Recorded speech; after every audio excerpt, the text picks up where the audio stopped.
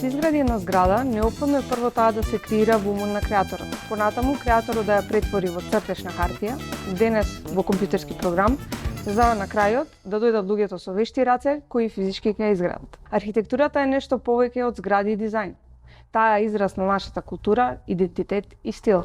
Денес ќе разговараме за архитектурата помеѓу креативноста и бизнисот. Во бизнисот се тежи кон воведување на правила и стандарди, како клиентите би имале ист третман и за гарантиран квалитет, што често ја кочи креативноста. Не е доволно само на почетокот на некој проект да се постави интересен концепт. Неопходно истиот да се спроведе во дело, што често е најтешкиот дел од процесот на креирање на новиот објект. Денес за гостин го имаме архитект Пако Радовановиќ, човек со кој можеме да размениме многу интересни размислувања колку модерната архитектура е поврзана или зависна од бизнис процесите. Добре ден, Пако. Добре ден. Одлично. Одлично, баш ми е драго. Денеска ќе сме помеѓу креативноста и бизнисот, ама ќе разговараме и за брендингот, ќе разговараме за финансиите, ќе разговараме како еден архитекта може да допринесе да ни го разубави животот. Како да ни го олесни животот и како архитектурата во модерниот живот донесува само убави работи. Пако кога ќе порасне, што сака да биде? Пошто нели свесни сме дека во животот постојано растеме. Па јас уште како мал сакав да бидам архитект. Тоа некако ми е дојдено можеби не наметнато, но спонтано, пошто сум растен во семејство на архитекти, каде што и татко ми и мајка ми се архитекти, и како мал мене најинтересно ми беше кога ќе отидев на татко ми во Мавро Монт, тогаш работеше, кога ќе отидам на градилиште и кога ќе видам сепарација и багери и миксери, а уште пред тоа до свој трета година во животот живеевме на Косово, каде што и мајка ми и татко ми работеа во Биначка Морава и таму стално ми раскажуваат како највише сум обожавал да се возам во миксер. А во тоа време такви работи биле дозволени. Сега веројатно би било сулудо не би дозволиле, така да од мали нозе сум живеем во тој свет на градежништво и на архитектура. Едноставно сум го посакувал. Така да еве сега сум пораснат и сум архитект. А кога ќе пораснам уште повеќе, се гледам себе си негде во бела ленена кошула со малце поголем стомак и уживам на некоја плажа. Сега ако семејството доста не профилира кога околу професијата или кога ќе бидеме професионалци, дали ако Пако не бил роден во семејство на архитекти, тој талент за архитектура може да не би бил развиен? Не може да речеме дека нема влијание средината во која што живееме. Така да може едноставно тоа несвесно се прејавило. Да сум живеел во некоја друга средина, може би било нешто сосема друго, но сепак мислам дека би било поврзано со креативната работа. Се сеќаваш ли кога прв пат си видел архитектонски план, си знала да го прочиташ, како си гледал на него? Од најмали нозе сум се соочил со тие планови, затоа што сум ги гледал дома. Така да татко ми например многу често работеше дома на клуб маса, црташе, значи имавме работна маса која поише ја користеше мајка ми, а татко ми работел во, така бил навикнат во гужва, ние деца околу на клуб маса црта, и сум гледал, сум играл со оние ленјери, со порано имаше едни шаблони во кои што имаше уцртано мебел, тросе, двосета, фотелја, па се црташе по нив, и така да сум играл со нив, сум цртал како мало дете, така да од најмали нозе сум со архитектурата и сум знаел од старт што е архитектонски проект и сум знал да ги препознавам, како да речам, оние основни контури на проектот. Сега кога веќе ја спомнуваме архитектурата уште од детство, ајде на кратко, ти си од Скопје, така? Да. И сега твоето средно образование осознав дека го завршуваш во Америка. Ајде малку тоа да го допреме. Како воопшто доаѓаш до таква прилика и зашто баш Америка ја бираш? Како дојде до тоа? Па вака, прво многу е битно и стално го кажувам тоа дека јас како што напоменав од мал знаев што сакам да бидам, така да кога завршив основно образование тука близина во Песталоци, јас веднаш се запишав во ГУЦ, Здравко Цветовски, што е техничка школа во смер архитектура, и каде што се стекнав, мислам, во огромно знаење во делот на техничките предмети, кои што понатаму доста ми помогна. Но четврта година средно, некако така се случи, да кажеме, стана модерно да отидеме четврта година да учиме во Америка како можност да понатаму продолжиме на студии. И ние овде од мало од Капиштец во таа година 13 деца другари, таа година отидовме да учиме средно школа во Америка. Со идеја дека ќе останеме да студираме таму. Беше некоја агенција, никак... Па тогаш само што се појави една агенција која посредуваше за такво школување, тоа беше како бевме сместени во фамилии, да, на разни локации низ Америка. Мислам, никој од нас не бевме ни близко тие 13 луѓе, нели голема Америка. И мене ми се падна да бидам во Калифорнија, прво во Oceanside кај Сан Диего, после во една селендра у Северна Калифорнија. И иначе Америка за мене едно искрено негативно искуство. Ја никогаш не би можел да се видам себе си да живеам во Америка, нити би сакал моето дете да се пресели тамо. Тоа е една земја која за мене е тотално вештачка и заштачена, каде што луѓето само работат и чекаат да направат 60 години за да фатат некој ден одмор. Така да ја не го гледам како позитивно искуство, но од една страна единствено позитивно што во таа средина човек многу брзо созрева. И со тие некои проблеми со кои што јас сум се соочил во Америка во таа моја четврта година на средна школа, мислам дека многу созрев како личност. Така да четврта година завршив во Америка, требаше да студирам, чак и полагав и приемни во Сан Франциско, што е прекрасен град, но искрено во еден момент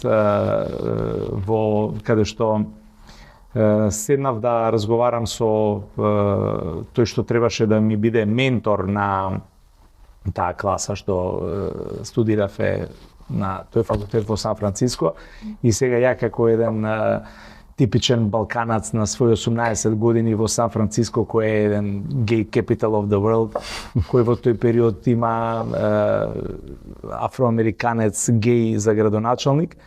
И одеднаш кога доаѓа менторов во едно сако као маријачи со римелов, дека и ја заврши тоа една средба интервју, ја искачам и се јавувам дома, викам слушај, ја во Сан Франциско не останам да студирам, што сакате. Сега од овој рекурс за гледање, можеби сум сгрешил таму, ќе имав многу мала конкуренција, па изгледа ќе се прославев добро кај жениве и ќе си поминев добри 4-5 години.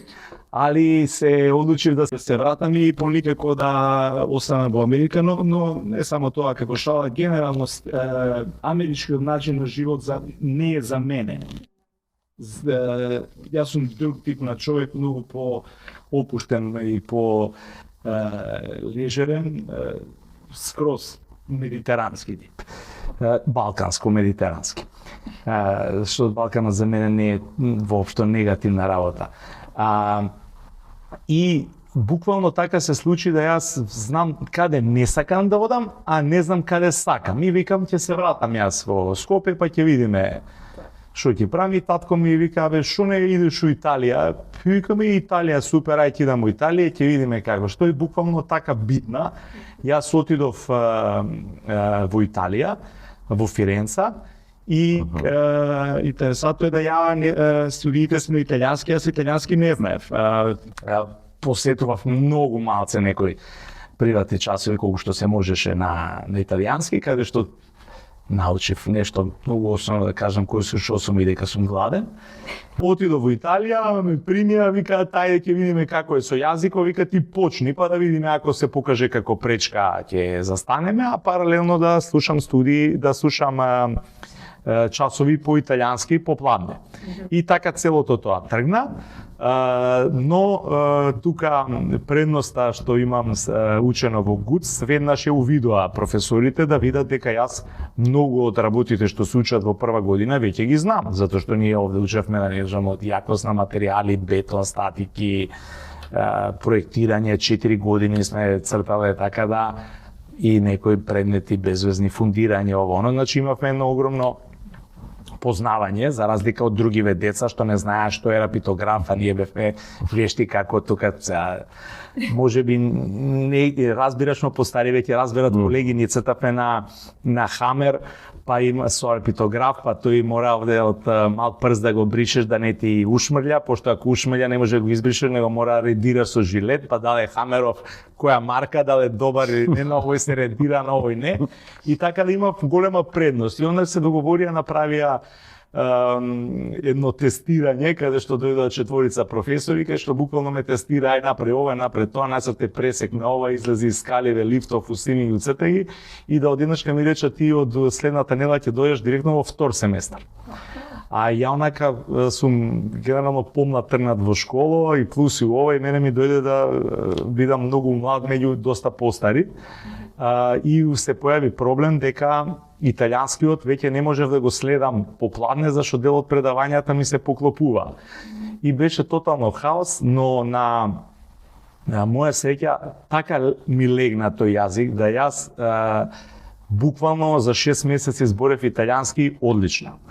И се уште го зборам многу добро, чак го научив, пошто учев од слух, не од на часови, да го научив со еден тоскански нагласак, и сега пошто ги соработуваме многу со Италија, и кога зборам, они сите ми викаат: "Ама чекај, вика, ти си од Тоскана." Викам: "Не, јас сум од Скопје." И они се веднаш збунети така.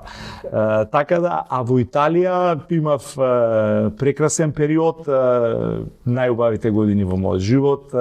Фиренца еден дефинитивно најубав град во свет, поготово град каде што имаш можност да изучуваш архитектура и дизајн, нема подобро, значи ние не сме, со сега не сум требал да гледам од црно-бели скрипти, него да гледам кроз прозор. За оно што се учи. Ајде сега да го искористите моментот, нели? Сан Франциско си има свое место во USA. Да. Нели сега Фиренца си бил тука? Да. Сега да ги споредиш двата града малку. И мислам да е неспоредливо. Од архитектура, од тоа, значи сега таа старата Европа и мислам да е многу тешко да се спореди Америка и Европа. И пак Америка е многу млада држава. Така да тие процеси, да речеме од Ренесанса, барок, рококо, они не го поминале. Значи они пошале од да кажеме од некој арт деко, арт ново, некој класицизам и нешто и така и нагоре. И едноставно Фиренца е еден град што е граден во 16 век со тој стил и таа технологија и могуćност, и некои градови нови што се правени во, да кажеме, 19 век, не се споредливи, нивната големина, начинот на функционирање, но пак ќе речам, Сан Франциско е еден од најубавите градови во Америка, според мене. Значи, баш затоа те прашувам. За мене Америка е Њујорк, кога викам Њујорк зборам на Манхетен, и можда Сан Франциско. Не сум бил во Филаделфија и Вашингтон, многу ми ги фалат, но тоа мислам не се градови за мене. Тие огромни градови каде што се поминуваат големи дистанции од точка А до точка Б, каде што треба унапред да ние се договориме недела дена дека треба да се најдеме негде, зашто на двајцата ни треба по 2 сата пат. Не се за мене, и тешко е да се направи некоја споредба помеѓу тие градови. Сега, кога си бил во Италија, нели таму ги поминуваш може и тие години на созревање. И сега, дали Италија мислиш дека влијаела на тоа како ти покасно каков архитект ќе бидеш? Тоа е све несвесно, тоа едноставно не може да не влијае на тебе. Значи, како ја не можам да кажам конкретно на што влијаела, но дефинитивно многу влијаела во моето стварање како не само како архитект, него и како човек. Така да верувам да многу влијаела. Иначе, али како да кажам, ја и пред да отидам во Италија сум бил еден хедонист, еден уживател на не знам, на све што е на добра храна, на не знам, на добра пура, на пијачка добра. Едноставно ми дошло тоа многу природно. Например, во Америка со 18 години нит може да пушиш ни да пиеш алкохол. А ние во Италија со 18 години функционираш како возрастен човек. Така. Согласувам. И сега таму го завршуваш факултетот во Италија. Што се случува после тоа? Има ли порив да се остане во таа Италија? Вака, и ова често сум го разговарал. Јас имав можност да останам во Италија, имав препораки од професорите одлични и многу се размислував за тоа. Но еден професор кој што ми беше многу драг, он малце ме разбуди од приказава, од кој аспект. Он беше професор на факултет, имаше своје приватно студио, имаше канцеларија во центар на Фиренца, но он работеше како професор, а како архитект правеше во тој момент, например, интериер на некој стан во Милано, па успоредно мораше да дизајнира, не знам, марами за некој бренд свилени цртежи, па некој други бренд вазни, едно друго, а во тој период татко ми во Македонија функционираше одлично, малте не да речам монопол држеше на архитектурата. И самиот човек ми вика, се мислев и требаше ке дали да останам во Италија, да одидам во Нови Сад на постдипломски. Беше една од варијантите и со овој професор збори ми, он ми вика, човече, вика, ти да се идеш дома, вика, ти за година дена работа во вашата фирма, вика, ти ќе стекнеш многу повеќе искуство него да идеш на постдипломски или пак да останеш тука во Италија. И onda ќе сватив зашто станува збор, затоа што Италија, знаете, Фиренце имаше тогаш, мислам, преку 2000 архитектонски студија. Во Фиренце ништо не се гради. Чак и во централното јадро и интериерот да смениш, он ти вика не може, тоа што во 18 век има некое штуко, не смееш да го кречиш.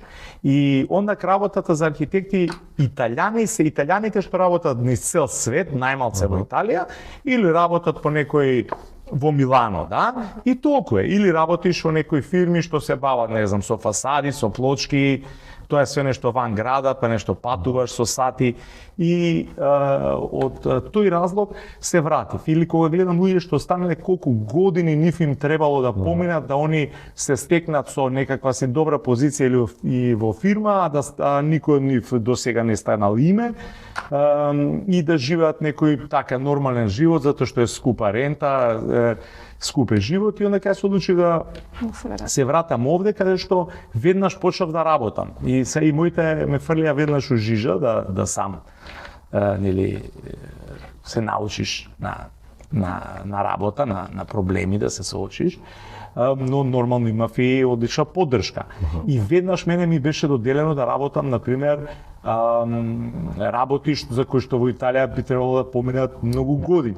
Така да, јас стално кажувам, еден од првите проекти за мене ден денес, може, како да кажам, од трите најдраги проекти, тогаш беше во бивши Јукан, се правеше клуб кој се викаше Преда Порте и јас тогаш само што завршив и беше дозволено, нормално со стеција на татко ми да го правам тој интериер.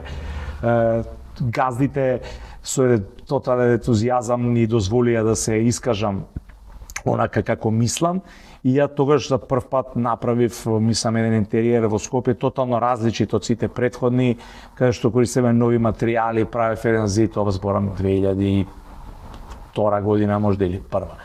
Од кородиран лим, што тоа време беше несватливо, сега веќе тоа е многу модерно, нели, кортени све, тогаш беше као луѓе се плашеа, вика ќе се изгреват.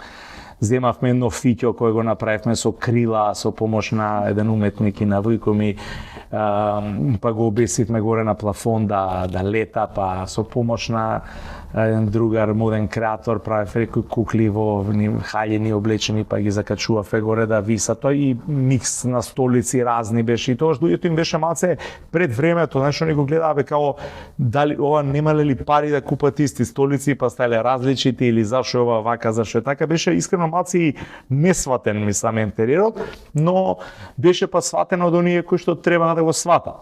Така да и веднаш како да кажам, направив еден интериер многу интересен, со кој што почна луѓето да ме препознаваат и така работите после одеа нагоре. И како и фирмата се развиваше, ние имавме све поинтересни проекти и така да работев во фамилиарна фирма која што кога ја почнав бевме јас, татко ми и Саво, мислам се преме 25 години од фирмата годинава.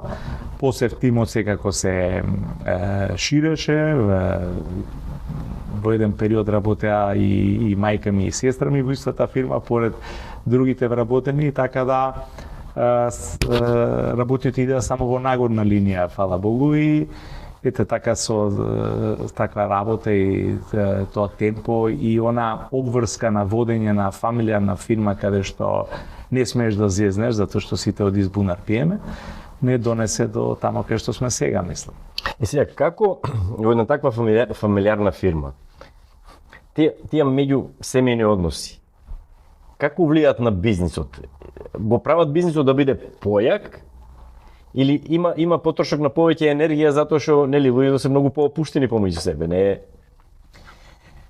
И кога фирмата била со повеќе членови на фамилијата и сега каде што фирмата сум останат само јас, бидејќи мајка ми и татко ми се во пензија, а сопругата на друга страна го води другиот бизнис Атриум заедно со сопругата на партнерот, каде што сестра ми е во тотално други води, каде што е она сега од страната на инвеститорот.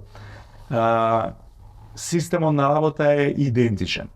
Кај нас и со мојата енергија се покажал доста успешен, што не значи дека кај други би бил лесно имплементиран, но ние се уште работиме како да е семејна фирма. Кај нас нема јасна хиерархија, ние сме хоризонтално поставени, до хиерархијата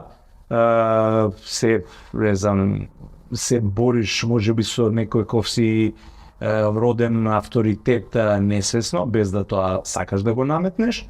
Работиме се уште од 9 до 4, што е 7 сати, а не 8. Никогаш попладни и никогаш викенди. И мислам дека тоа е тајната на нашиот успех, да имаме една многу пријатна работна средина. Тие луѓе што дошле, што се пронашле, останале. До сега само една особа напуштила, така да мислам дека атмосферата се погодила да биде како што треба. Мислиш дека за едно дизајн студио, можам така да кажам? Да. Хоризонталниот менеджмент е вистинското решение или кај вас така се погодило? Мислам дека кај нас така се погодило. А за едно дизајн студио што е подобро? Вертикален менеджмент или хоризонтален? Па не би знаел да кажам. Ја не сум учен, никад не сум работел за друг. Значи ја не знам како е да имаш директор. Да. Јас имам пријатели кои што слушаат ќе се жалат, абе имам не знам треба колку имам стар одмор или не знам треба земам боловање или тоа никад не сум се соочил тоа. Али веруете нити па моите вработени се соочиле. Значи ја немам појма кој колку зел одмор или некога ќе сум рекол дека не може да споиш викенд или боловање донеси да видам да стану си бил болен. Но многу зависи и од вработените затоа што никој нив тоа не го злоупотреби. Во ниеден момент. Така да многу е до човекот и до сите уствари, до сите луѓе што се во фирмата. Некои луѓе се учени да работат едноставно јасно хиерархиски поставеност. Една дизајн студио со овој број на луѓе, колку што сме ние околу 9 луѓе, 8-9 луѓе, мислам може да функционира. Доколку ние би се развиле веќе на 20 на луѓе, можеби би требало веќе да се постават некои си тим лидери, но ја никако не би можел на тој начин да работам. Така да не би ни сакал ни многу да порасам од тој аспект, затоа што веќе ќе избегаат работиве од... И се изгуби креативноста? Па мислам да. Прво, се уште можам на све да гледам ја, да ставам шапа. Значи се уште можам да контролирам, да седнам малце со еден луѓето, се сите прекрасни, сите можат конкретно да водат проект сами, но ја насока да дадам јас, да контролирам пред крај, се уште можам да го контролирам тоа. Кога би станале многу поголеми, веќе ќе се изгуби, тогаш можеби нема да биде истиот квалитет. А можеби греша, можеби ќе имам луѓе што се многу подобри од мене, па ќе работи и подобро. Така да нема тука формула, све е тоа во ход. Но јас не би можел да работам во таква фирма со јасна хиерархија, каде што сега мене ќе ми се обраќаат сите на вие, каде што некому ќе му биде страф или да треба да куцне на врата за да влезе. Да. Ние функционираме како едно семејство, се смееме како едно социјалистичко семејство, ние даваме кантасирање за 1 мај. Имаме регреси за одмор, за нова година и така дале, така да тоа е начинот на кој што функционира. Но пак ќе речам, ние функционираме одлично, што не сум сигурен дали е применливо во секоја една фирма, макар да се бавела и со истава делатност. Сега као човек кој што практично одраѓен е тука покрај архитектурата и во архитектурата, нели? А според мене архитектурата е една професија која што може да поврзана со модерниот човек или модерното општество, можда прва професија која настанала таму. Чето што песуваме пак во таа Италија, нели, можда дури во Фиренца. Каде што првите професии тргнати од тоа производство на храна и преживување на единката на човекот, нели? Кога почнало више да се бара некакво духовно воздигнување, првата професија се појавила е архитектурата. После тоа се појавуваат сите тие други бизниси, и менаџери, и финанси, и банки, пак за да финансираат нешто околу архитектурата. За тебе лично, што представува архитектурата? Па Како ви ја како дефинирате? што кажа, архитектурата е можеби една од најбитните професии. Ја би рекол дека таа можеби настана уште многу одавна, можеби од првиот Homo sapiens кога барал да направи за себе заслониште, за да не му врне и да не му е ладно. Така да секој еден од нив бил во еден одреден момент архитектура, каде што прво се јавила веројатно како нужда, како потреба, да после кроз еден период стане и нешто друго, нешто со кое што се може да се одвајаме еден од друг, каде што може да се покаже и некој статус, каде што некој може да остави нешто зад себе, значи не само како нужда, него и како еден вид луксус. Така да архитектурата се провлекува веројатно од самото постоење на човекот, кога почнува да размислува, нели, кога се одваја од неандерталецот. И за мене лично што представува, мислам за мене е дел од животот без кој ја не би можел. За голем дел сега е нешто со кое што може да се одвои како статус, и за многу малце нужда. Сега, модерниот човек, модерното општество, нели се архитектурата на почетокот што тоа било живеалиште. Ама ние сега више поминуваме планирање на градовите, како растат градовите, се поважно е планирањето на деловните простори. Дури на некои економски објекти денеска архитектите многу сериозно ги сваќаат. Јас имам пример да една германска компанија со која што многу близко соработуваме, Zedus, кога го правеле, они се таму во некоја помало место во Германија, и кога го правеле првиот магазински простор каде што ќе складишат материјали за производство, испланирале да направат некоја зграда, било економично со тие модерни, нели, кај што внатре нема ни луѓе, малте само се роботи кои што го разнесуваат тоа. Зграда од некои 40-50 метри, не се сеќавам сега на висината точно колку беше. И сега нели целото тоа, а ја би рекол дури село, мештаните се дигнале, чеки сега ни го затвораш виду кругот. Тоа е една зграда која што доминира над сите други згради, сите тоа се мали семени куќи.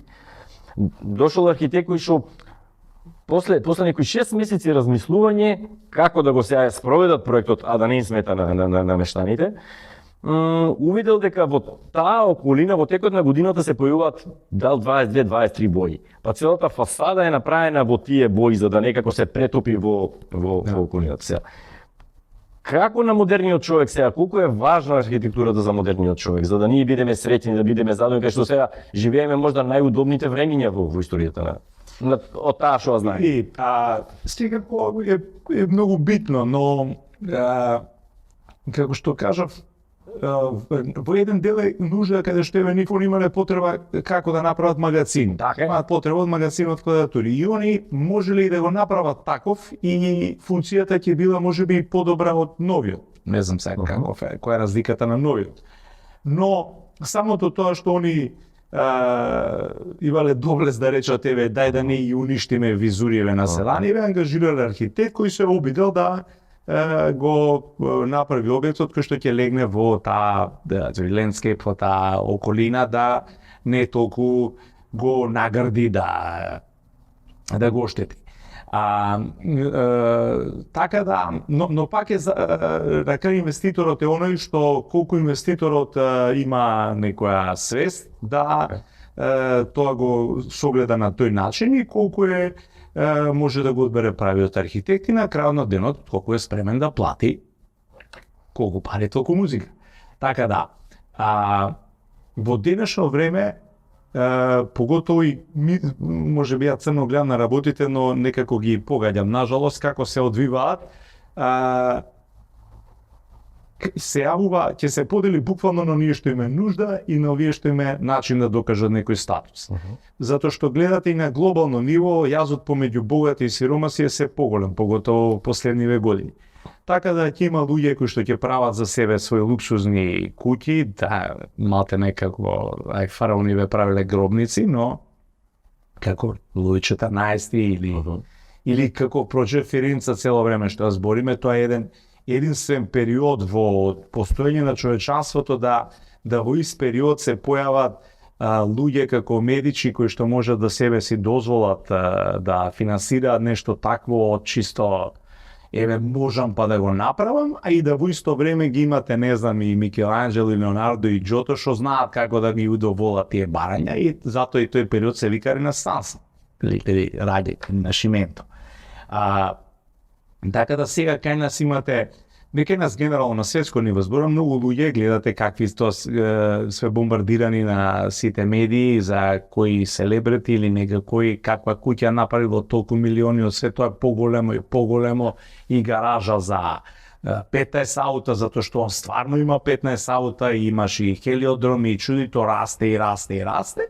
А онда ќе бидат и овие луѓе на кои што ќе има чиста потреба, нужда. Хвала Богу, ние работиме за овие први што ви споменав, што сакаат да остават нешто позади себе, а можете и да си дозволат или едноставно си го прават кефот.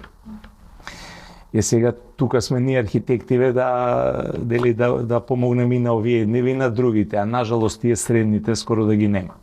Колку ти кога проектираш сега ја гледаш околината, природата, да се уклопи објектот во околината? Па искрено не сум од тој тип луѓе кај што многу гледа на таа работа, не дека сум направил некои страшни киксови со кои што сум ја наградил околината, обично ми успева да тоа стои добро во таа приказна, но искрено јас прво ја гледам архитектурата и формата генерално, а после функцијата, а тоа околината.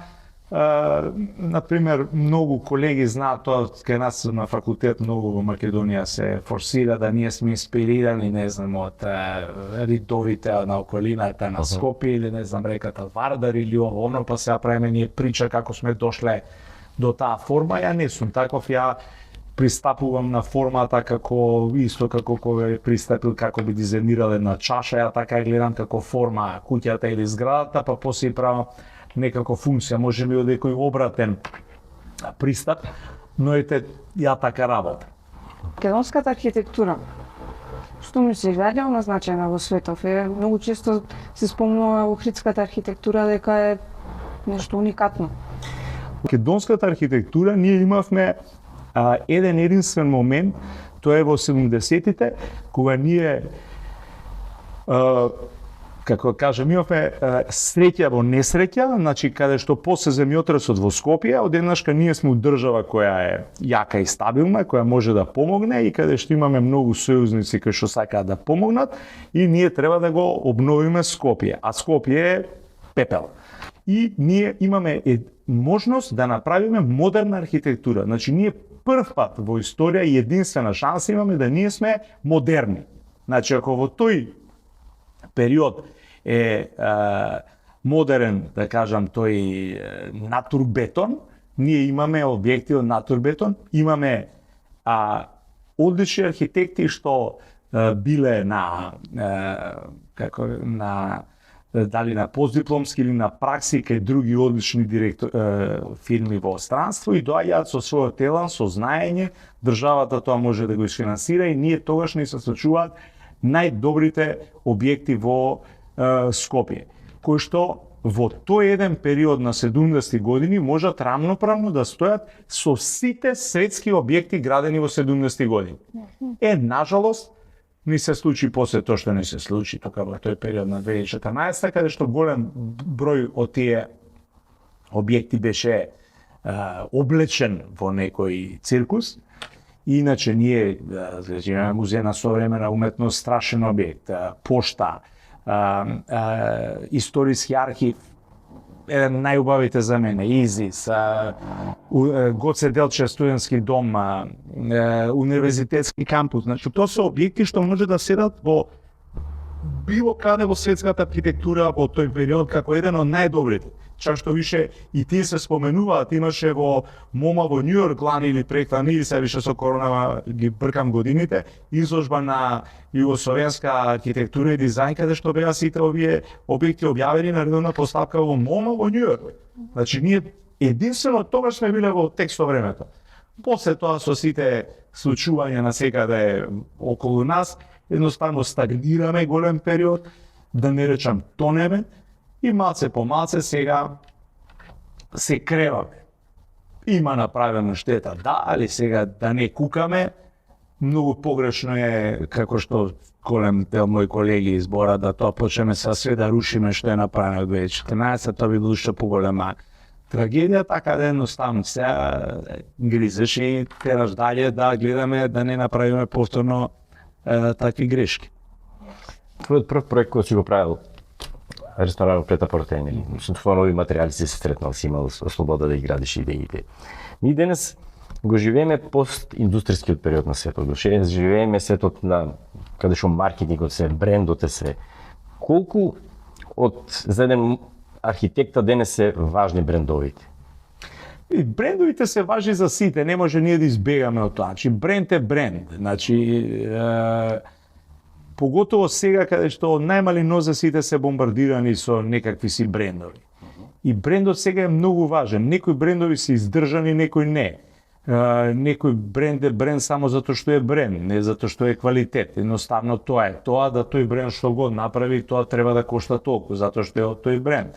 А има брендови факт што се издржани, што станале брендови ради својата издржаност. Така да брендовите се секако важни генерално во општеството, не за некој архитект, важни се за сите и за те. Архитектот му улеснува да биде подобар во својата работа, да креира полесно. Па бренд во архитектурата брендовите се брендовите речеме на материјалите и на мебелот, секако е полесно кога ќе се стави некој бренд затоа што тоа е можеби некој поза дизајнер, поприфатлив е за окото на купецот или на клиентот, или тие некои материјали што се брендирани, него му влеваат некаква си сигурност или едноставно од она другата приказна каде што тој сака да има етикета да каже кој е што. Но на архитектот како архитект дека нешто страшно му помагаат. Не, тоа што на архитектот му помага дека сега едноставно има многу поголем избор на материјали, многу информациите се многу подостапни. Веќе во Македонија има све што има насекаде во светот. Јас се сеќавам како мал татко ми кога работеа, сеќавам правеа интериер за комерцијална банка каде што пултовите ги правеа, купуваа во Стоколм на куќа мостени кревети со месингани, не знам, заглавија под нив, правеа држачи за стаклата на шалтерите. Значи тогаш креативноста требало да биде на максимум за да ти со ограничени ресурси ти направиш нешто. Сега едноставно е све достапно да ја што год замислам можам да го набавам а клиентот исто може и да го плати. Така да нас многу често ни се случува, поготово во интериерите, каде што ќе ние направиме интериер со помошта сега нели на 3D-то, каде што веќе се тие хиперреалистични слики, каде што не знаеш дали е фотографија или е проект, и буквално ќе ги ставиме сите производи што ние сме ги замислиле од тие познати брендови, и клиентот ќе рече слушај, сакам оригинал вака, и ние можеме буквално оригинал така да му го доставиме, затоа што буквално таа столица у тој штоф е стаена тука, ама таа ја можам да ја набавам, или таа плочка или тоа светло.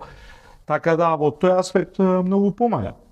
Дали на модерниот архитект му е неопходно да има и некакво бизнис знаење за денеска да биде релативно успешен во не си се вратил до Италија, си почнал во Што за ја не сум ја чак имам аверзија према финанси, ја према бројки. Ја не се гледам себе си како бизнисмен. Многу другари ми викаат, ама ти сакам некој, ти си бизнисмен, ти си менаџер. Ја не сакам да се гледам себе си како тако, некако ми е наметнато. А едноставно не знам од ситуацијата околу мене, затоа што татко ми бил бетер од мене. Значи и он тотално не сакал, и некако ја кога дојде и слушај ти прави ова. Значи ние кога почнав ја фактура, ја не знае Word, ја прави фактура у Corel. Значи ја од така ние сме почнале. И сега некако Господ не чува, што знам што да кажам. Боговите ни се наклонени. Зашто те прашувам тоа сега? Твојата кариера, сега се обидувам да го избегнам зборот твојот бизнис, нели, тргнува према тие некои светски брендови кои што сега ти или пак твоето семејство преку некои компании донесувате светски познати брендови кои што на пошироката публика може и не се толку познати, али во светско ниво значат многу. Зошто се случува тие? Вака сега. Ова е од недостаток додека работиш па ти фалат, или гледаш прилика за финансиска? Па и двете. Значи, како сето тоа се деси? Јас за еден пријател правам 3 стана во исто време и ги опремуваме топ.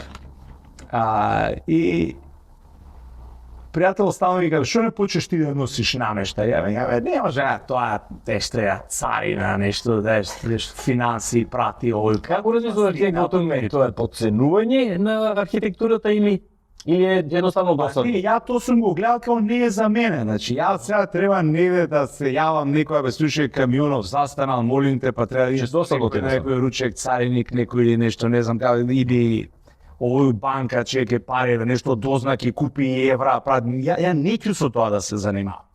И овој стана вика, бе, шо не почнеш да ме тераш тамо да купувам, тамо сега да повето.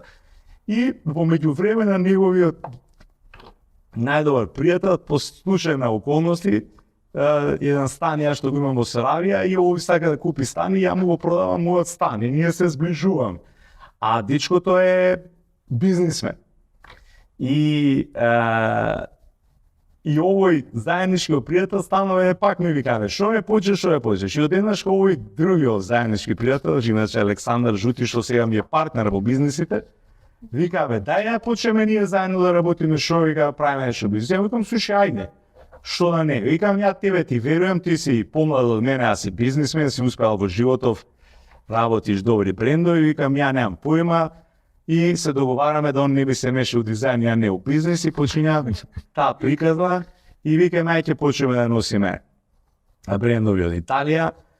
Среќа околу што неговата сопруга е исто архитекта и мојата сопруга архитект, и викаме ќе направиме на салона, ако го правиме како што треба, да не биде импровизација, и жениве наши ќе го водат со наш бекап. И така трга таа приказна. Имаме тука пак имаме луда среќа късмет, кое што јас по некои контакти претходни познавам некои луѓе од тие познати брендови. Секако и познавањето на италијанскиот многу помага. И јас стапувам во контакт со една господја која што во тој момент е директор на продажба во Касина. Пошто ја викам, жутија го почнува работи, викам, јас сакам да донесам Касина, затоа што Касина за мене била, не знам, као студент број 1 бренд за дизајн. За тамо се да речеме дизајните од почетокот да се од Рене Макинтош преку Ле Корбузие до не знам, Рицвил, Тобија Скарпа, сега Вико Маджистрети, сега Уил Куркјула или Старк или било кој, за мене тоа било дизајн бренд. И викам, слушај, ние треба да носиме Касина, треба да носиме Каталан за бизнис, како веќе луѓе што го знаат во Македонија. И викам, би сакал многу ако успееме да носиме Полифон. Идеме ние во Касина, као ти кажа, да ја објаснам сега компарација, Касина е као идете вие у Rolls-Royce и викате јас сакам да продавам Rolls-Royce у Македонија. Како реагирате? И идеме ние у Касина да разговараме, женава ентузијазам, супер, слушај, одлично, нема јас сам италијански, поддршка, тоа почнува муабети како сме најбољи другари. И вика, нема проблем, што сакате, имате цела поддршка. И вика, вие добивате Касина.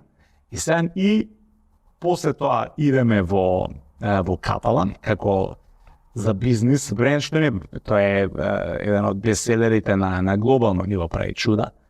Во Каталан исто почињаме со агент на кој што одиме на состанок, влегуваме во сала за состаноци, ние збориме така една ладна атмосфера, да видиме кој сте, што сте, да ќе добиете, али ние во држиме у бекап, ние сме добили Касина, сега сум добил Касина, сега преговарам за Volkswagen, Rolls-Royce сум добил.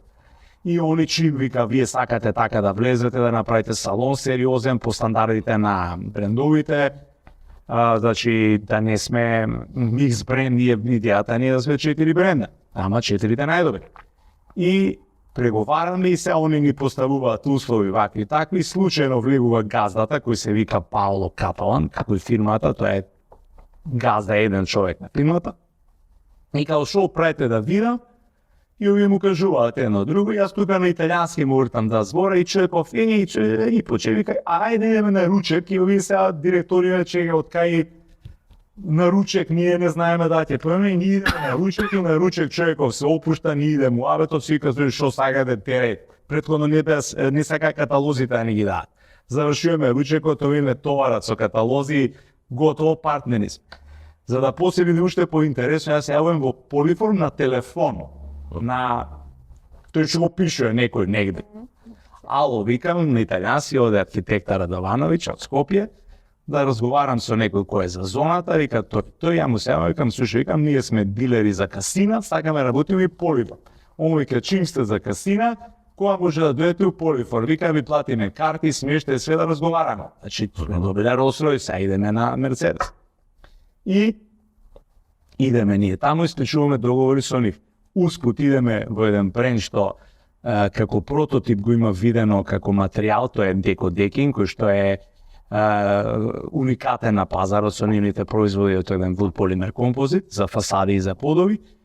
Сега, кога ги држиме ние трите најаки, веќе сме сериозни играчи, затоа што ние сме официјални генерални дистрибутери за тие брендови, каде што имаме салон направен по нивните стандарди, каде што излого се менува како се менува на сајмот Милано, значи тоа не е дел од договор. Тоа се бориме за сериозна инвестиција, каде што таму буквално сме влегле all in, верувајќи во приказната. И после тоа, после скоро година работење, Полтрона Фрау, врв бренд, ни се јавува да соработува со нас. И ние почињаме, земаме ексклузива и за Полтрона Фрау. Значи, ние исклучиво сме рекле, ние работиме само ексклузива, ако продавате други нема логика. И така да ние сега сме ексклузивни застапници за Касина, Полиформ, Полтрона Фрау и Катлан и Деко. Толку брендови, друго не работи. Но имаме салон од 250 квадрата на две нивоа, кој што го водат моја Маја и Ена на Жути, и функционира одлично. Има публика за тие брендови, значи ние збориме за најдобрите, нормално и најскапите брендови во свет, за кои што луѓе кога отваравме со Жути, кога правевме муавет со Алесандар, ни вика, абе вие сте луди кои тоа ќе купува, но сушто се покажа дека они биле грешка, дека има кој купува, поготово што е многу полесно, затоа што тој клиент доаѓа веќе информиран. Тој не се чуди зашто ова столче е 2000 евра.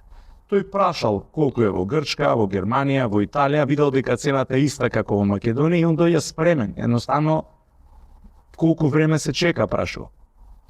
Така да, така дојде тој бизнис, секако од моја гледна точка во тој момент хазардерски, како и секој бизнис план ние тргнавме со една инвестиција и после седиме со Александар баш у Полиформ Сабајле на доручек гледаме, слушај, ние мислевме вака, ама по муабетов ова ќе биде пута 3, а мој кажа, ја неам ја, тоа се сите пари, тоа се што те стави. Али пак некако богови ни се наклонети, па тргнаа некои работи, да едноставно ние, јас успеав у таа година да тоа го isfinansирам и денес ми е нејасно како успеав. И тргна работата супер, одма следната година реинвестиравте добитот во отварањето на долниот дел во салонот и да еве сега после уште една година влеговме во уште еден бизнис каде што повторно земавме ексклузивно застапништво за Gaggenau, за апаратите за домаќинство. Тоа се најдобрите во свет, нормално и најскапите, за кои што отворивме од пред еден месец и монобренд, исто по критериумите на Gaggenau, каде што за го комплетираме целиот процес, кога ќе купи некој кујна Полиформ, да си купи и апарати за домаќинство Gaggenau, пошто за кујната Полиформ немаше адекватен апарат во Македонија. Сега кога сме кај брендовите, дали името Пако Радовановиќ е бренд во Македонија? Па ја поише би сакал да името Радо биде бренд, отколку Пако, искрено. Но кај нас тоа многу тешко иде. Тоа како што порано идеа кај Ѓоко, кај татко ми се идат кај Пако. И ја не сакам да е тоа така, но нажалост така е. Се надевам дека и Радо како Радо е бренд, но кај нас се уште луѓето сакаат да разговараат за све со мене. Но малце по малце гледам мрдаат работите, се помираат во позитивна насока, затоа што стварно тимот што го имаме е одличен и секој може буквално да работи сам со минимална контрола и гледам дека малце по малце работите се менуваат. И сега пред да стигнеш тоа што рече до ланената кошула, плажата, веројатно рекол добра чаша вино. Од денешен нагол, дали денес Пако веќе го направил својот животен проект или тек му предстои? Види, Пако тоа го прави од кога постои Пако, значи јас живам така. Може би како кажам, ние знаеш како балкански ние трошиме поише од што имаме, но ја живам одлично. Нешто можда малце плюс тоа би подобрило едноставно да не ми вика жена ми, шо правиш, се потроши предеш на нула салдо сме, али ја така функционирам, ја живам убаво, си ги правам кефовите, ја стално пијам најдобро вино, најдобро виски, пушам најдобра пура, се уживам во животот, не штедам на тоа, храната ми е многу битна, затоа сите ме зафркаваат но можда на сметка немам многу, но живам одлично, многу боле од некои што имаат многу на сметка, затоа што мене тоа ме прави среќен да го живеам на карпе дием, да ти го живиш моментот, а не да чекам да напунам како Америка живее со 17 години па да го живеам животот. И сега би ми значило да имам малце поише на салдото, едноставно да жена ми од време на време не ми спомиња нешто. Од тоа аспект, иначе другото е све супер и да можам некако да имам една обезбедена, како да кажам, иднина за ќерката, да речем, еве, она што моите за мене го озможиле едни студии во странство, да можам и јас незе да студирам во странство, па после она ќе си го најде секако својот спад по звезда. Ајде, ден кој ќе раскажуваш за проектите, кој е најинтересниот проект што си го работел? Па не би знал да кажам, некоја. Мене секој проект ми е интересен, едноставно јас си правам да секој проект ти биде интересен. Значи ние немаме два исти проекта. Многу често се случува луѓето и оваа куќа многу ми се свија, сакам нешто такво слично. И сега никад тоа не го правам така, затоа што такво слично таа е истата куќа, исти материјал.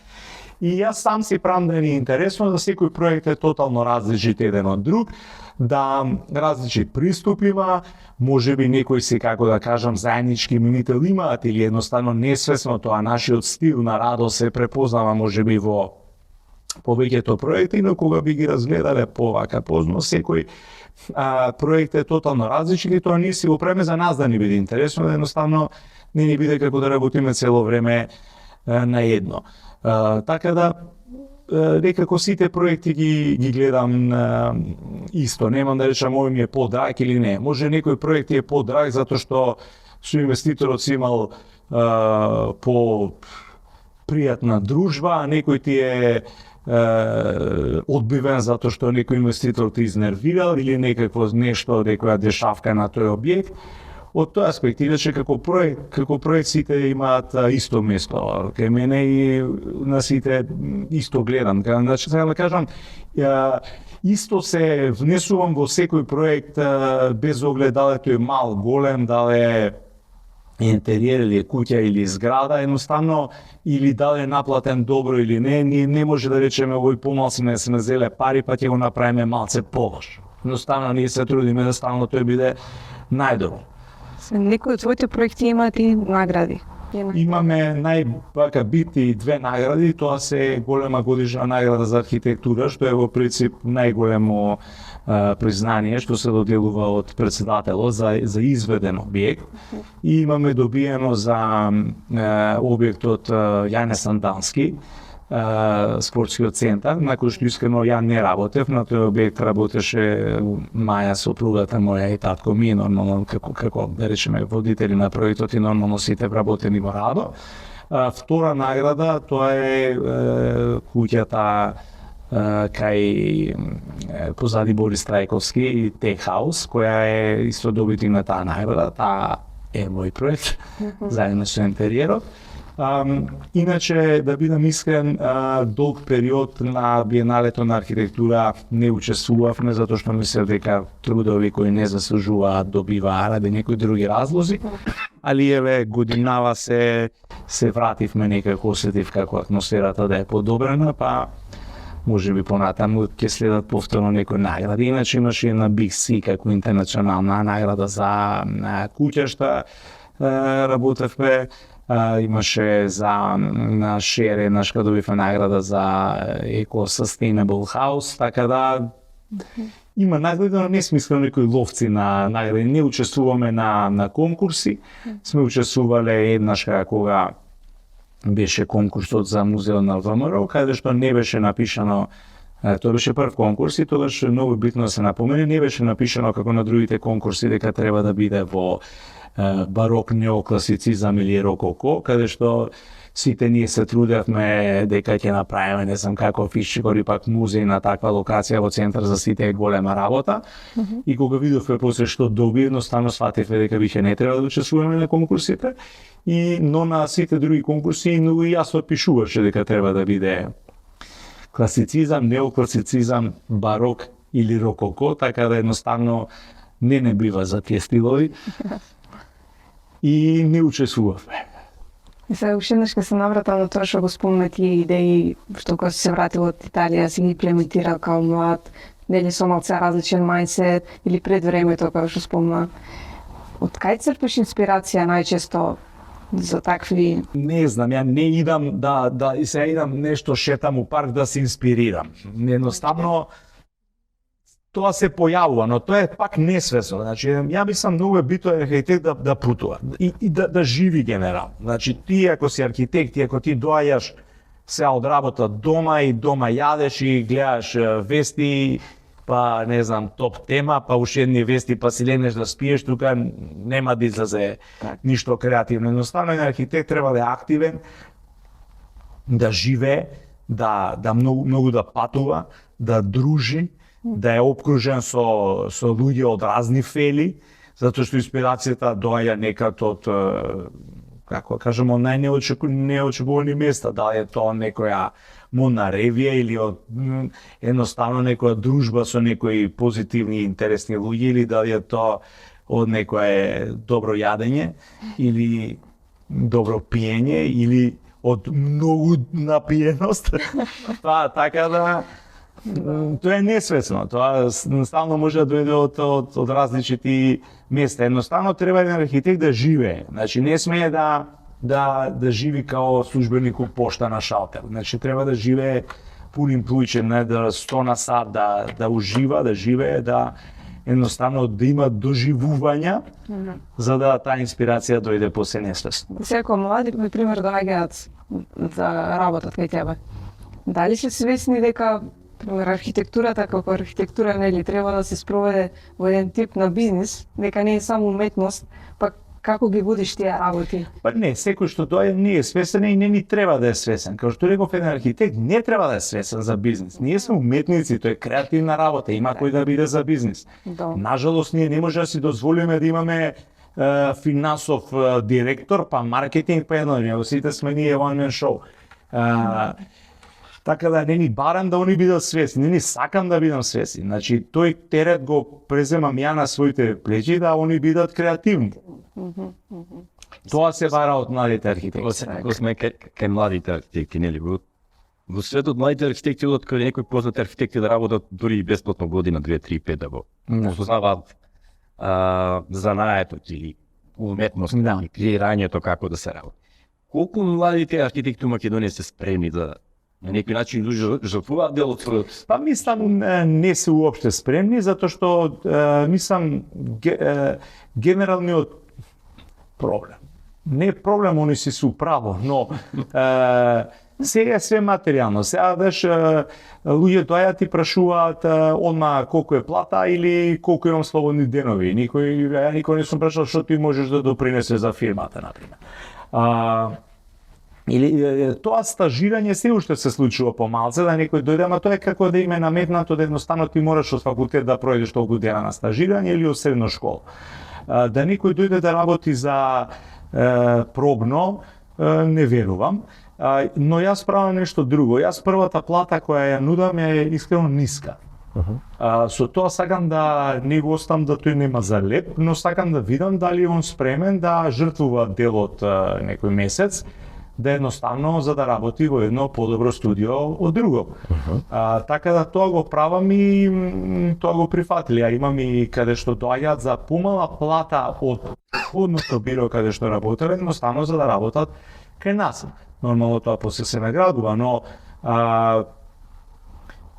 да некој дојде и да стажира како што е случај на Запад или пак како на времето каде што еден чирак плаќа за да учи занат за да стане калфа па мајстор, тоа да многу нема.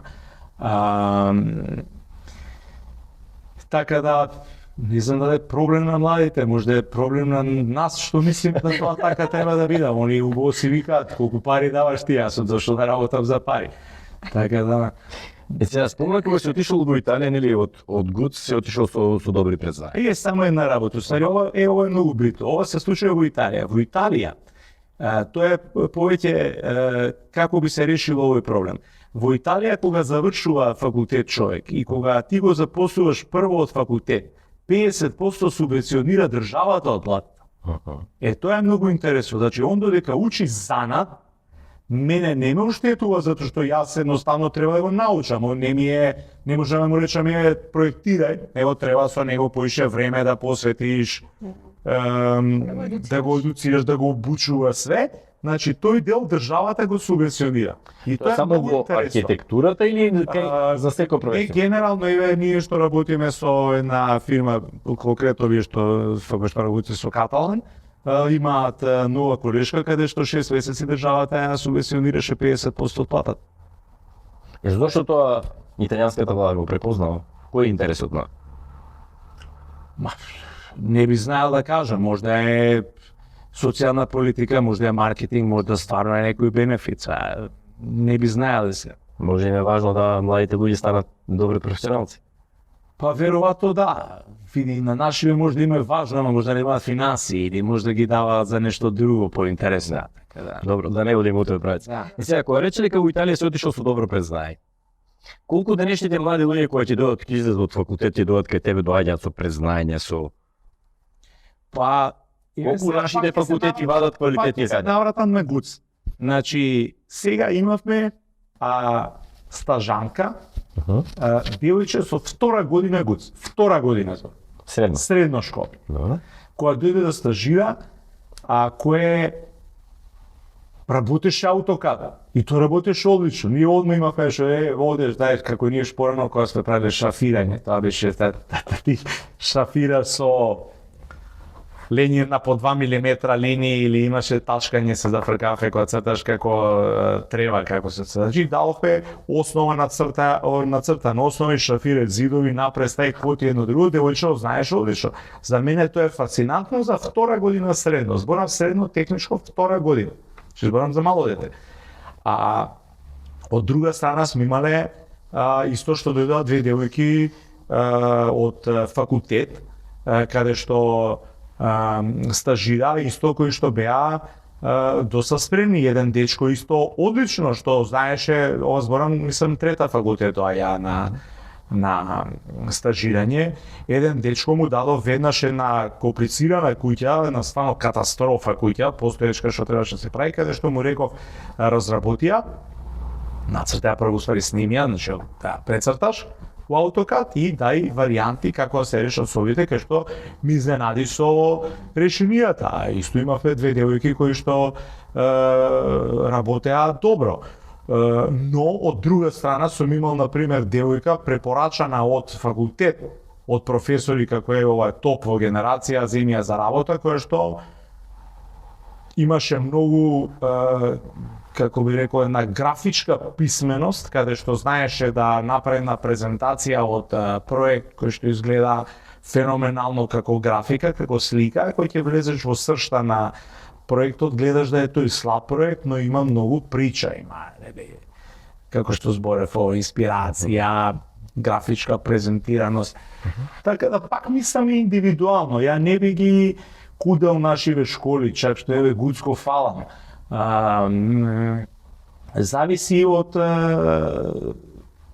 како да индивидуално, зависи од особата. Колку детето сака да научи. Сега све е достапно, сега има туторијали, сам учиш 3D, значи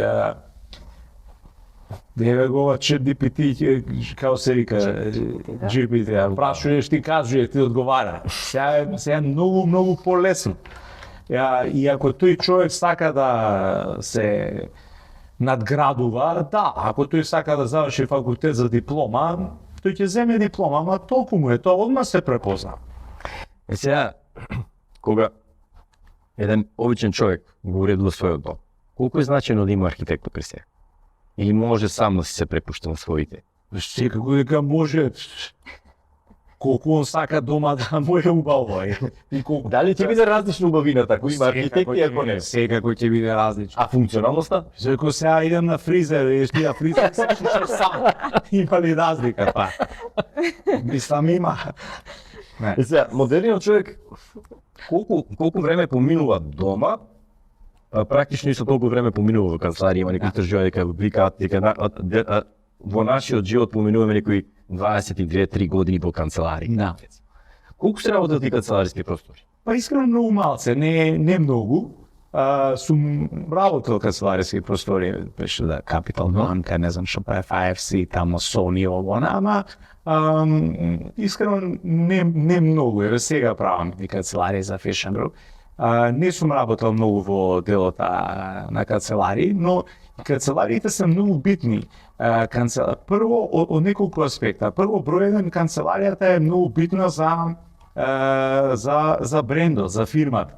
Значи, прво што еден клиент приметува кој ќе влезе, тоа е канцеларија. И таа канцеларија едно е велива доверба ако влезете во добар канцелариски простор, друго е ако влезете негде нешто приправено, да, ама јас сум многу добар архитект, ама канцеларија не е таква, никаква, знаеш, ама ја многу добар сум. Тешко е да се продаде. Сега, што значи на добра канцеларија да биде направена? Има неколку аспекти. Прво е канцелариите е многу битна функционалноста. Второ е многу битна осветеноста. Нели, тука има параметри какво светло треба да биде, дали е тоа 4000 келвина, 3-5, акустика да има добра, да има, за да не ние се на сала за состаност и викаме има ехо. Мислам да нормално да има квалитетни удобни столици, затоа што тој човек проведува 8 сати на столче.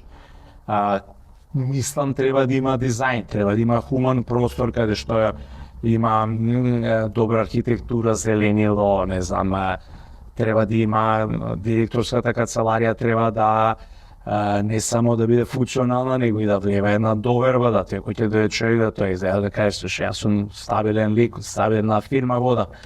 Материјали е многу битно што сакате вие да презентирате со канцеларијата. Имаш луѓе сакаат да кажат дека се еко-одговорна фирма, па користат рециклирани материјали, едно друго. Има некој сака да каже, слушај, јас сум многу јак, па имам мермер, па имам гранит, па дрва природни, интарзи, намештај класичен, значи, кој што сака да кроз канцеларијата, мислам, треба да се презентира и брендот на фирмата, нормално, и својата она што сакате да го презентирате. Ако сте вие на банка и сакате да презентирате дека вие сте на банка што е 150 години, дека тој сеф е толка, никој не го убива, онда ќе изгледате класична со мермери, со гранити, со или една адвокатска канцеларија, па имаш на зелената лампа као сите филмови што ја гледаме, сакаш да ти си јак адвокат.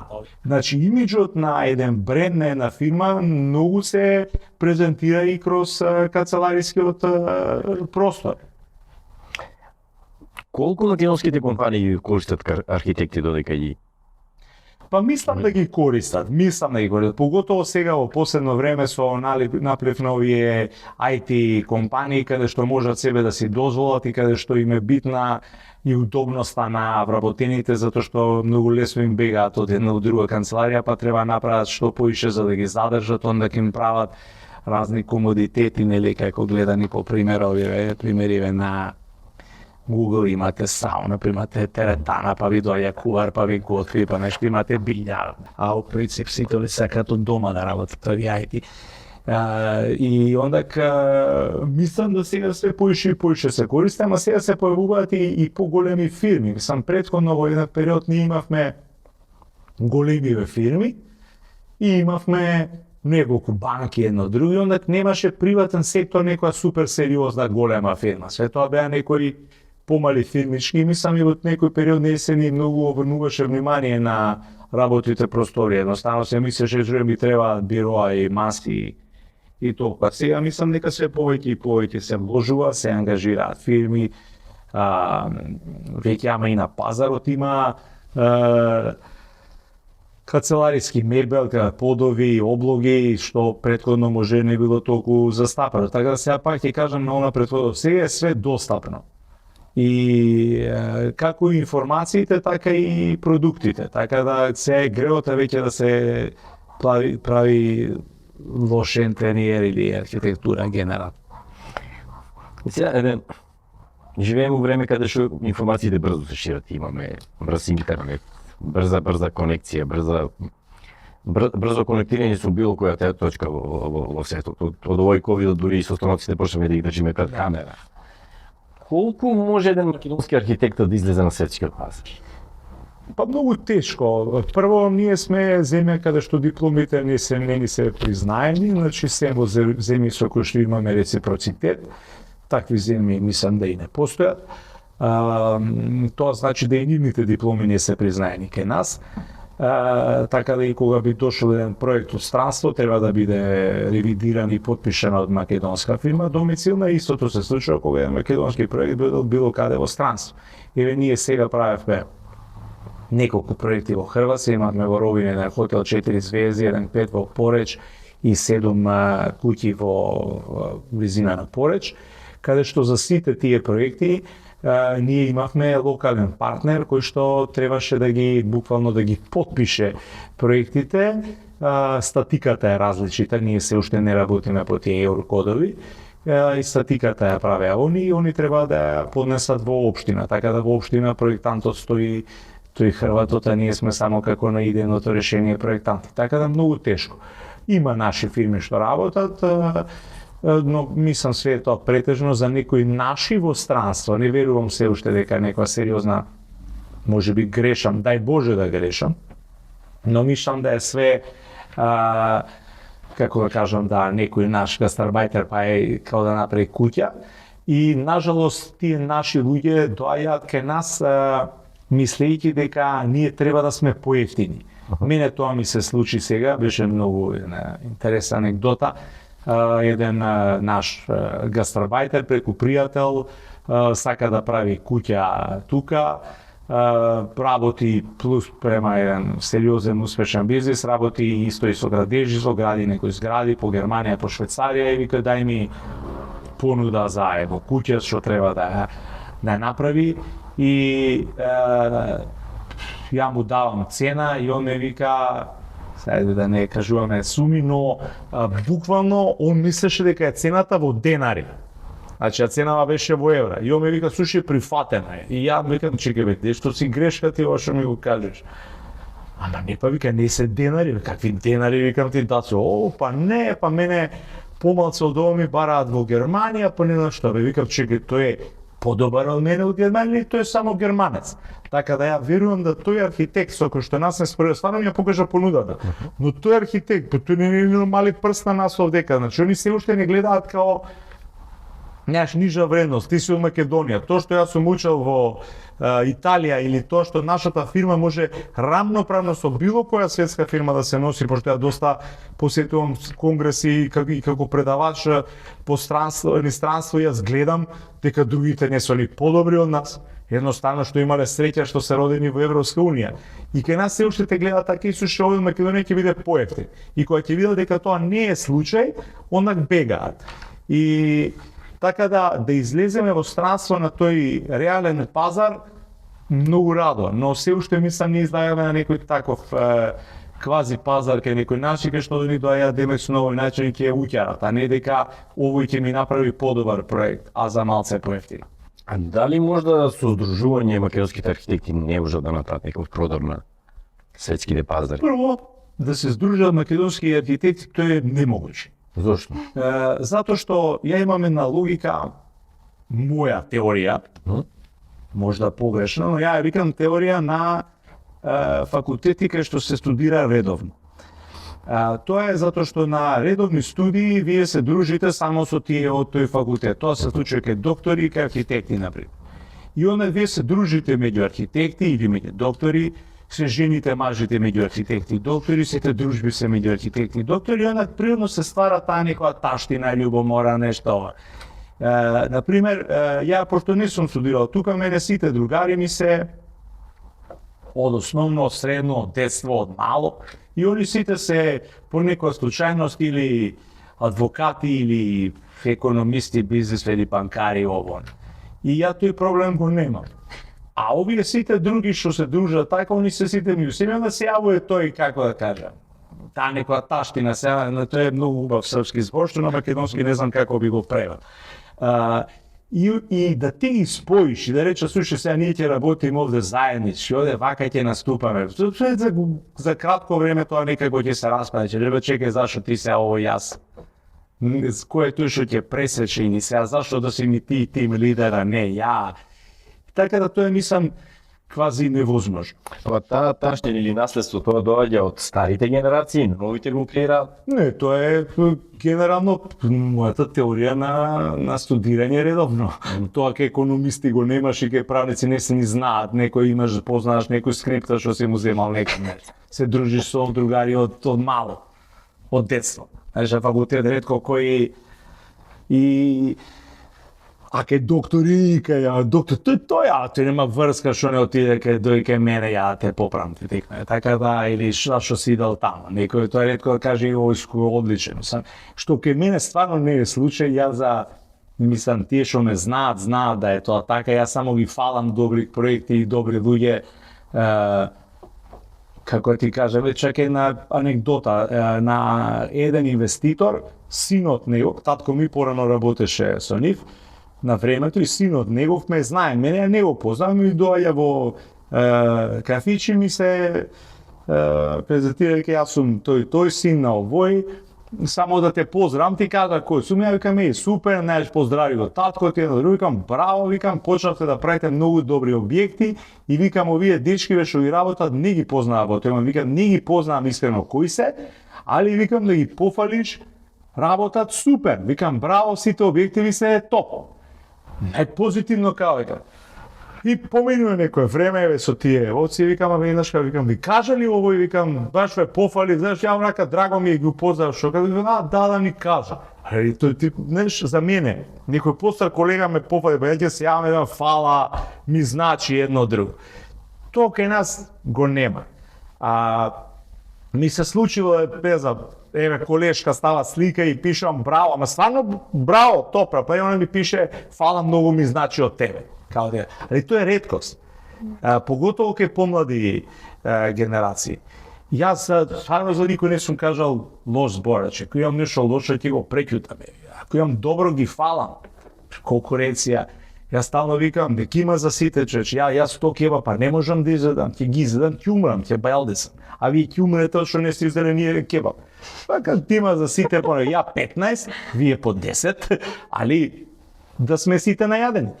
Така да мислам има пазар за сите, греота е да се тепаме. Некако, јас многу млад почнав да работам и фатив некоја генерација измеѓу, значи тоа беа генерација на, кажам, на татко ми и некои малце помлади архитекти. А тоаш како да ова помладава почна нешто после мене, тие што се моја генерација. Што јас со 21 година се вратив. И одма почнав да работам. И некако, како ти кажам, имало некоја колегијалност. Например, нас се случувало, знам дека овој истиот инвеститор поварал на се јавил истиот и кај Звонко, ДС и Устомни. Сега ние се слушаме по телефон, слушали истиот се јавил на 3 места, да не се колеме со цениве, да се држиме. Или не знам, се јавил Звонко и да слушай, јас знам работиш ти за италијаниве, се им ги правил, не знам, овие два дуќана се од Италија ме контактираа мене, шо да правам? Ја рекам, боже мој, терај, знаеш, нема што речам, не работи. Али имало некоја колегијалност. Тоа се луѓе постари од мене, но сме функционирале многу добро. Или има конкурс, распишува Соравија конкурс за Соравија ресор. Ние сме го правеле Соравија центар, но за Соравија ресор распишуваат конкурс и се јавуваат фирми. И ние сите се слушаме, викамо, тај се странци се, ние не се колеме кој ќе заработи помалце, дај да идеме со некој цени тука, па нек победи најдобриот труд. Тоа сега го нема веќе. Зошто се губи тоа во меѓувреме?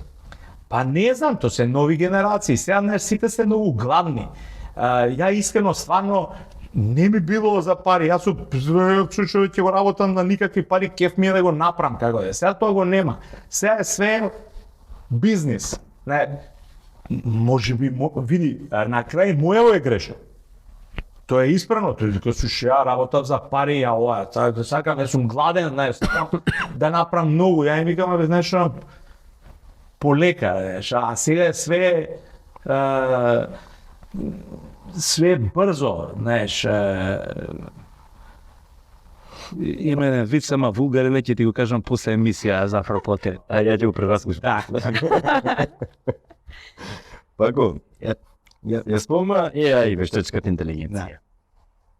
Сега, сите професии малку се вознемири. Шо мислиш, како ќе влијае вештачката интелигенција на архитектурата, на архитектите? Ова сега да го слушаат, мислам, ќе го слушаат мои работени и ќе се смеат. Јас сум тотално аналоген тип. Ја имам аверзија према све што е техника. Ја телефон кој ќе сменам, па јам болета. И онда сватив дека треба да купувам стално истиот телефон, за да кој ќе ми се смени, онда комплетно имам иста слика и све на исто место за да не мрдам.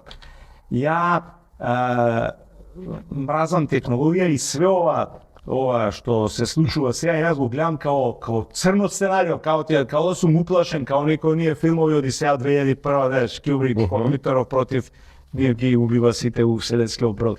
Јас стварно така ги гледам работи. Ја имам аверзија према тоа. Исто и нефилтрираноста на информациите. Сега све ти можеш да прочиташ. Ти читаш, постои све и свашта и ти сам донесуваш инстант одлука. Си крај кој слуша овој слика педофил, страшно човече ти педофил. Некој на улица ќе го степа човек, можда е, а можда не е. Знаеш, све е сега Инстант. Инстант и брза информација, ти више не читаш што пише доле, читаш ти текст. Значи ти читаш текст, наслов. Така е. Болд. Маркетички, последната статистика е дека 3 секунди е Така е. линијата. И ти читаш болдирано. Ти не читаш доле. Или става некое име, условно македонско, убил толку едно друго. И ти овој го гледава, тој доле читаш, тој не знам, у Славонија можда. А добро, а децата увелес направија милиони на тој начин на работа. Па лалда име, види, тој што Лалда име, препознал, секако. лалда име секако, тој што препознал глупоста на човекот и направил пари од неја, лалда му е. Знаеш, тоа е како ти кажам, као политичка кампања. Ти гледаш што треба да имаш у политичка кампања. Значи ти сакаш да добиеш, знаеш што треба да правиш. Значи се знае точно во која средина што треба да иде. Ти се популизам, па ја пензионери, па ја Вучичи, па Ризер, Повор. Значи, со тоа се добива гласови. Затоа што ти знаеш ова поднебе што пали, разбираш. Ти знаеш ова што пали. Сега на пензионерите се сигурно гласаш ко тело. Овој млади вика, сега ти дам избори, јас вчера сум пиел, сега ќе станем са бајла и ти дам нешто. Овој пензионеров, тој едва чека, тоа му е свечан чин, става кравата и не гласи. Сега ти дал кампањава ќе ти биде наменета на овие што знаеш дека ќе гласат или на овие што... Добре, колку те гледам, колку признање имаш ти кој ќе се доседе архитектурата, отиде политика. Да, види, тоа е... На изборите одно добиваш. Ќе добиеш и после што? Тоа е проблем, ќе добиеш и после Добро ти прашање. целиот состав на тимот, на концептот на работење во нашава држава, целава политика. Тебе, ти си премиер и ти стаи ги министрите. И ти ставаш најболи луѓе од фела. И му викаш, еве ти од тој ти овој тимот, спроведи. И тој сега ти не знам, носиш Муринјо и му викаш, еве ти од тимов еден, чопав еден, разбираш, чор, вама, да ми викаш, играјте, разбираш, ти си најболи, ти ги напреш овојма да газите, Чемпионс лиг.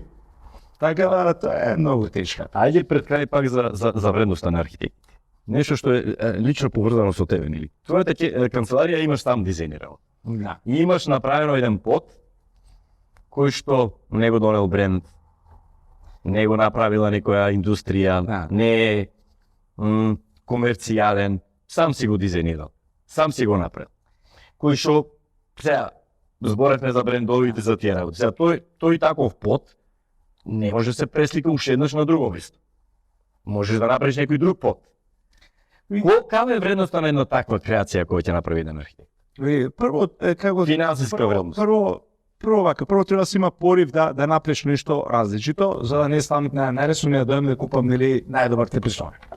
Но тој теписон ќе го купи и некој друг. Значи да се направи, да има некоја индивидуалност, да се направи нешто ново. Се од друга страна тоа беше кај мене, па може да експериментирам. Не би се осудил кај некој инвеститор, затоа што може нема да биде успешен. Или ако имаш поддршка, он ти рече, не се киде, па ако не го бива, ќе го покриеме со теписон, што е многу ретко. Вредноста за мене е голема, тоа е како уметничка слика, ти уметничка слика не купуваш на квадрат, ова е 1.000.000 евра, ова е 20.000 евра, ова е 50 на 50, ова е 3 метра на 2. Значи не е тоа... Нажалост кај нас така се гледаат работите. Чак што порано за голем проект кој ќе однесеш проекти па уште кодиш у 4 примерока, па у носиш го папки, па што тоа ти у кола не ти ги собери, само носиш инвеститора, фејка слушай, јас сум платила, но видиш што сум добил, се не добива ништо, добива на USB. Или по мејл му го праќаш проектот, таму викаш да е 50.000 евра. Не може, не им е опипливо. Кај нас се уште прашуваат колку работите вие по квадрат. Јас се излудувам кога ќе ми пратат порука на мејл или на Инстаграм или нешто, колку дали проектирате куќи и колку работите по квадрат. Квадрат работи плочка, квадрат работи овој што полага под теписон. Че не може архитект да наплати на квадрат. Ја некад куќа од 500 квадрата е 3 пати позахтевна можда од некој си магазин од, не може да го 100% магазин од 2000 квадрата. Се не може по квадрат да биде цена. Јас се уште го гледам како едноставно како креативна вредност. Знаеш, да ти едноставно имаш, како да кажам,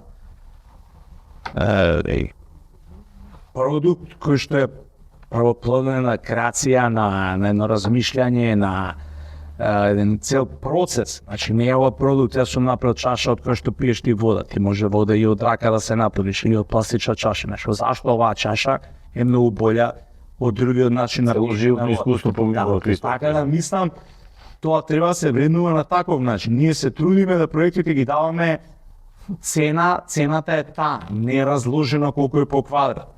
Но ми се случува да луѓе ми речат, бе слушај, чекај, ама зашто е ова толку има волку квадрат или толку, или да сами си ги пресметаат во квадрат и ми речат, слушај, бе цена по квадрат е толку. Викам, може да и толку и помалце и ние немаме оформено таква цена, се трудиме да немаме, но луѓето едноставно многу тешко тоа го гледаат, затоа што конкуренција дава цена на квадрат и onda кон те споредува со цена на квадрат и тоа е многу проблем, ја го гледам како најголем проблем. Чак што више, еве тој ценовник на минимална цена што толку години се заговара во Македонија да се изгласа, да помине, тој сега конечно го изгласа, но е необлигаторен. Што сте го изгласале, ќе важи после 3 години, а за сега ќе важи тој со цени минус 20%, некоја виша математика глупости и пак е изразен во квадрати.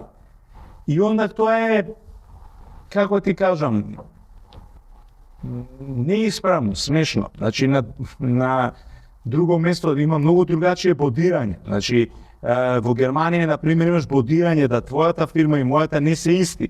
Ако јас имам години искуство, бонитет, награди, едно друго, мојата е оваа графа, а твојата е оваа графа. И сега ти со оваа таблица, ако видиш кој ќе дојдеш тука, не е иста цената овде и овде. Затоа што има како се вреднуваат фирмите. Ние кој ќе дојдат тој заштитен минимум, што ќе значи тоа? Да сите треба да работиме минимум? Да сите сме исто, тоа ќе профитираат оние што ќе работат тендери и државни објекти. Пако, ти благодарам на честа Фала и на вас што дојде во овој подкаст. Ова е едно уникатно искуство за мене. Задоволството е големо. Фала. Се надевам да ги имаме наскоро пак можно да разговараме. Се надевам ќе биде. Малку сме пократки во однос на другите сторителинзи, нели? Тој пат сме на овака високи маси, високи столици, едноставно кишмите болат и некако као да брзаме и ние. А главниот преговор на сите гледачи е 2 сати, кој ќе гледа. Ај сега да видиме дали ќе има поголема гледаност. А ако има, onda секој пат ќе стоиме на високо за да ние не се заборавиме. И мојот приговор беше тоа затоа што ја мислев дека тешко е концентрацијата, еве како што спомна ти гледаат по 3 секунди, а камо ли некој дека ја 2 сата. Ali mislim da je interesi, pa nikoj već ne izgleda cilj. Да. Ти благодарам и беше задоволство. Hvala vi, Nox.